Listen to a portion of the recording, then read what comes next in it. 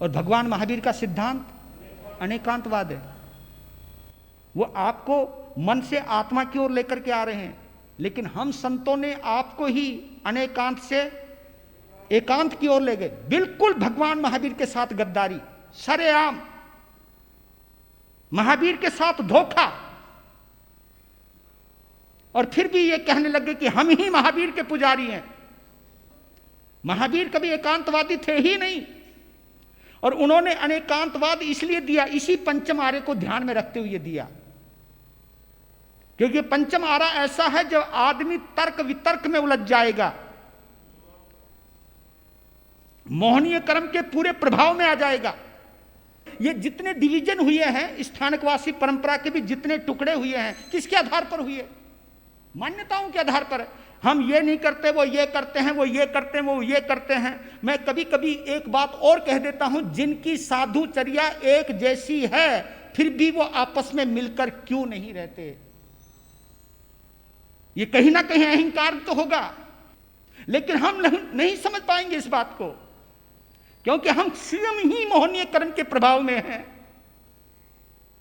और आपका मोहनीय कर्म मजबूत कर रहे हैं कि मेरे अलावा तू किसी को नहीं मानना, मैं ही असली हूं, बाकी मिथ्या। और ये सम्यक्त्व और मिथ्यात्व का ऐसा लफड़ा डाल दिया कि क्रियाओं के आधार पर, मान्यताओं के आधार पर ही मिथ्यात्व और सम्यक्त्व निश्चित होने लगा, जबकि मन से जुड़ा हुआ मिथ्यात्व है और आत्मा से जुड़ा हुआ सम्यक्त्व है। मोहनीय कर्म से जुड़ा हुआ मिथ्यात्व है और मैत्री भाव से जुड़ा हुआ सम्यक्त्व है।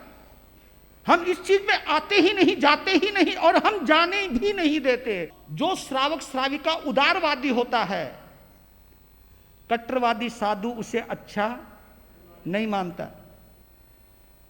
आत्मा की शरण में आओगे तो कभी भटकोगे नहीं, क्योंकि ना आत्मा शरीर है और ना ही आत्मा मन है।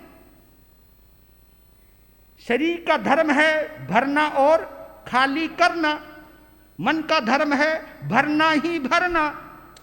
अब इन दोनों से अलग है आत्मा, ना भरना ना खाली करना, क्योंकि वो निर्लेप है, वो निर्विकार है। ये जितने विकार हैं ये मन के हैं, ये मन के द्वारा ही कमाई हुई राशि है। मन का कनेक्शन मोहनीय कर्म के साथ है। हाँ,